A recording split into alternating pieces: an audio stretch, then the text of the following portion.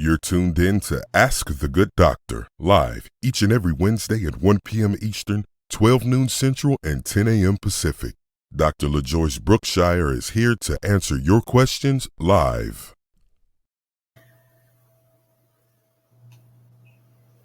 Well, what do you know? It's Wellness Wednesday. I'm Dr. Brookshire. Welcome to Ask the Good Doctor. I am here to help you attain, maintain, and reclaim your perfect health. Grab your Good Doctor notebook, like, comment, subscribe, and share. This is session number 3, because I should really just call them classes. This is class number 3 with Dr. Sam Shepard, a biochemical engineer. And boy, the last couple of weeks, if you hadn't watched the show, click back a couple of paces and watch the gems that he has imparted on us. Welcome back, Dr. Sam. Glad to be here. It's always a pleasure to see you. Always a pleasure to see you and hear what you have to say. I have written up about 10 pages in my notebook from the last 2 classes of yours, and I'm ready, pen in hand, for this next session. The question I have for you is regarding a statement that was made by the CDC president or chairman this week. Take a look at this clip. The pandemic may one day end, but the CDC says COVID-19 is likely here to stay. CDC Director Dr. Rochelle Walensky says the virus could join the flu and other respiratory illnesses that often spread during the winter months. Average daily COVID cases are on the decline all across the country, and COVID-related deaths are also decreasing. Experts say it is unclear whether people will need additional COVID booster shots over the next year. Stay with us. More news coming up after the break. Thank you, Chris. Now, Dr. Sam, do you believe that COVID is here to stay? I think it's probably here to stay because there is a reproducing capacity of COVID. The severity of it is going to decline, simply because our immune systems are going to change or mutate to a point, to a point that it will be primarily focused on that synthetic RNA.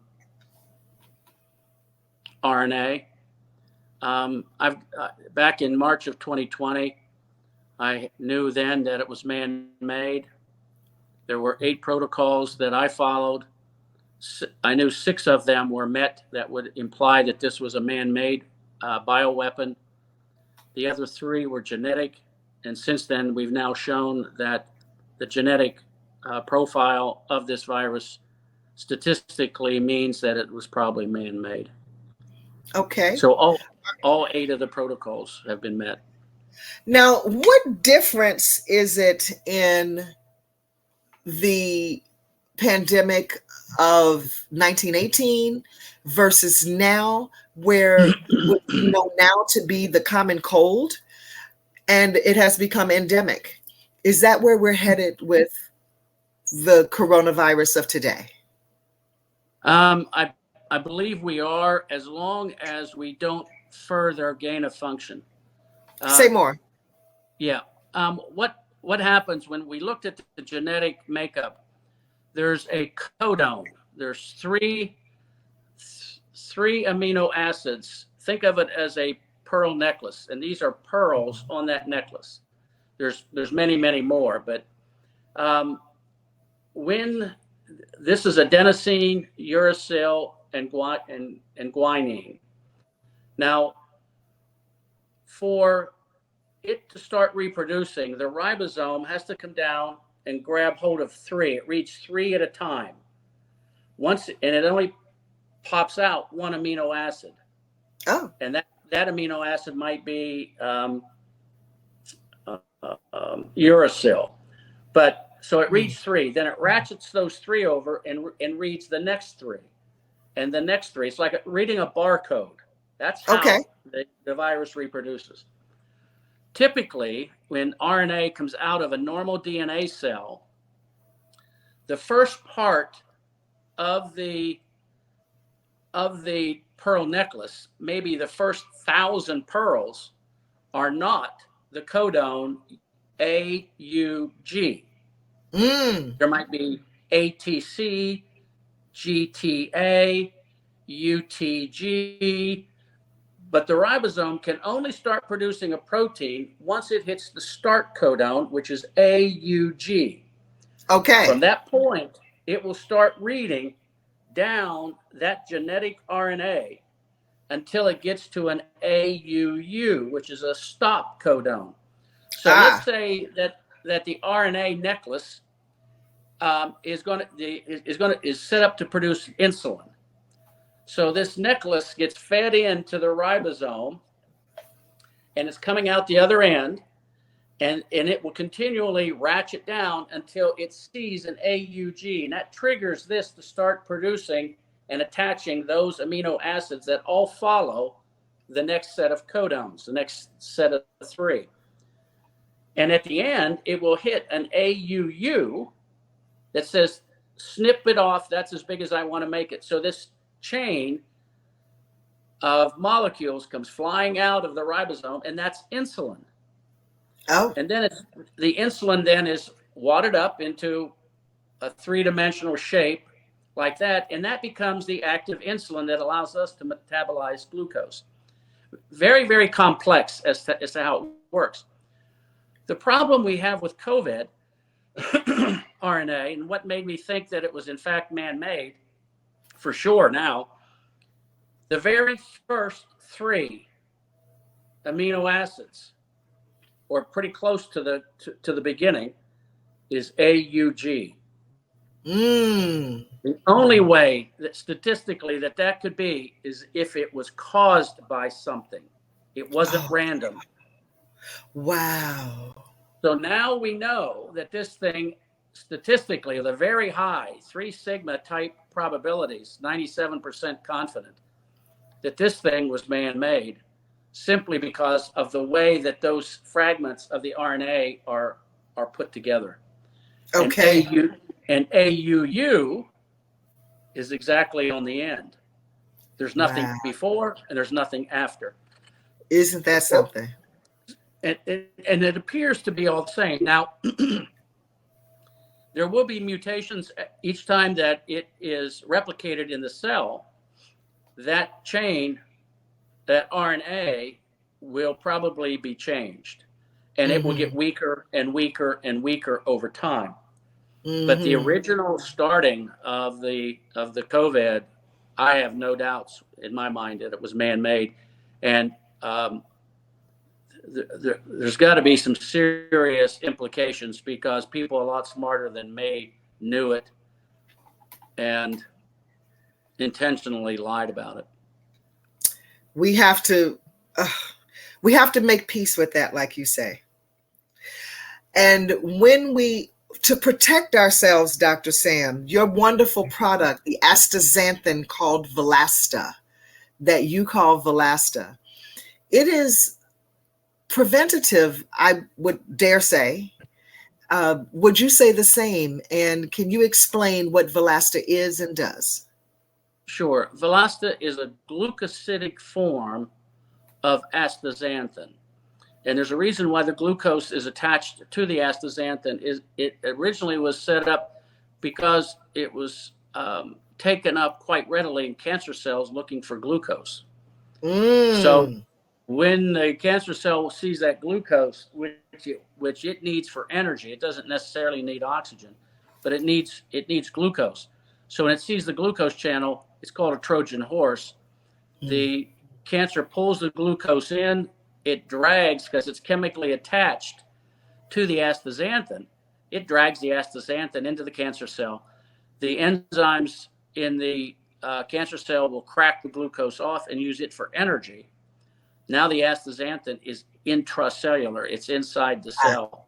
Okay. And at that point, it is a free radical. Free radicals are initiators for most chemical reactions, including the making of polystyrene, polyethylene. We use free radicals to initiate the chain propagation of polymers. Well, when it sees a hydroxyl free radical, that hydroxyl free radical, there's a couple mechanisms, but the first one is the hydroxyl free radical will go into the double bond on the astaxanthin and crack it open. Okay.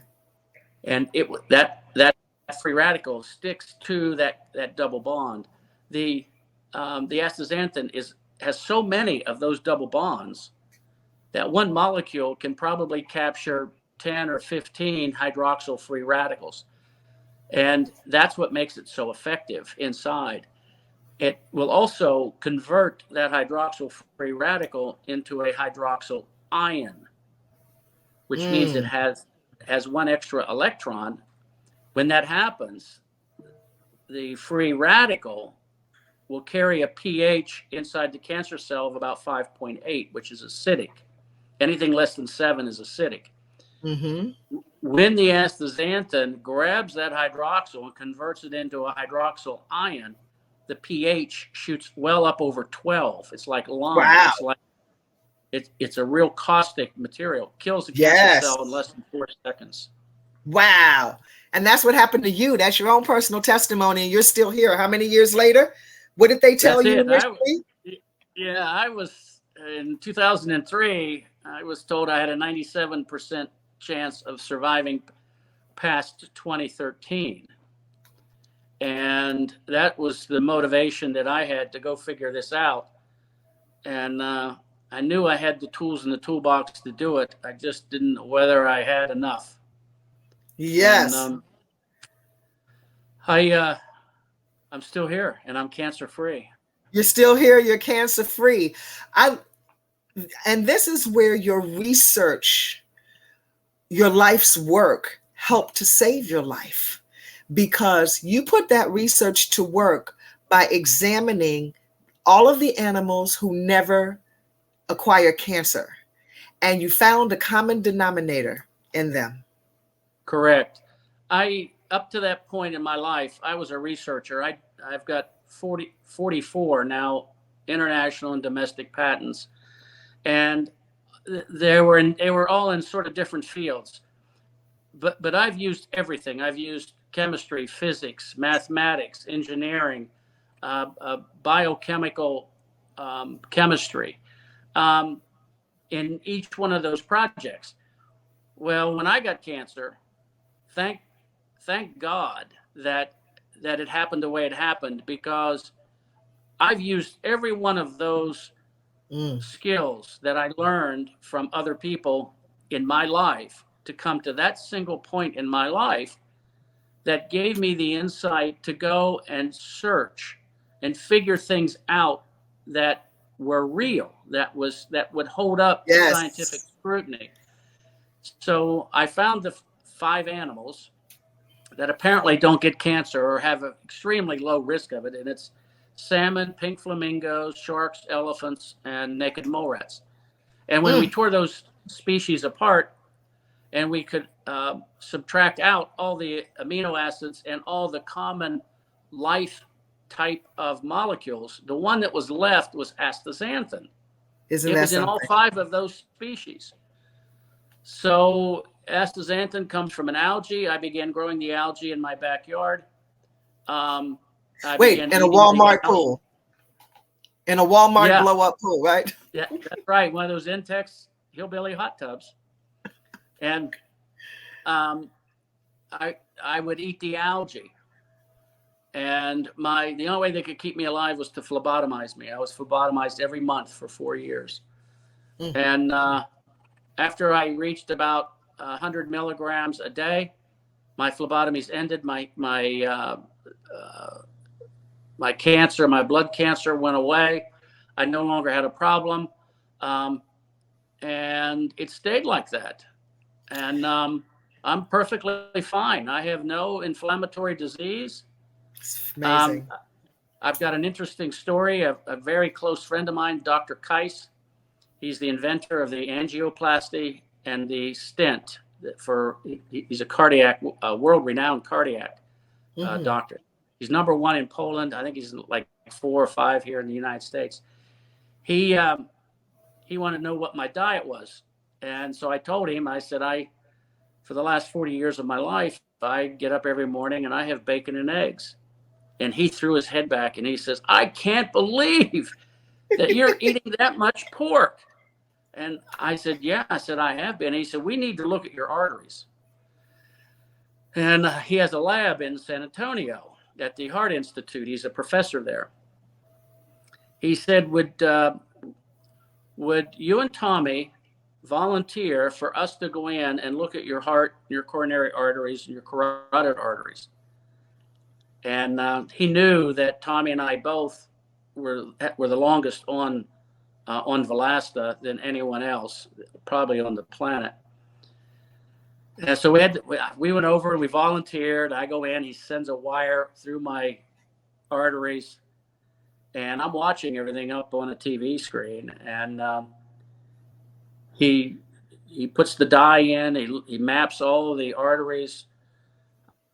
I come out, I'm in the little recovery room there, and he came in and threw the sheet back. He said, I'm shocked and amazed. And he said, I got good news and bad news.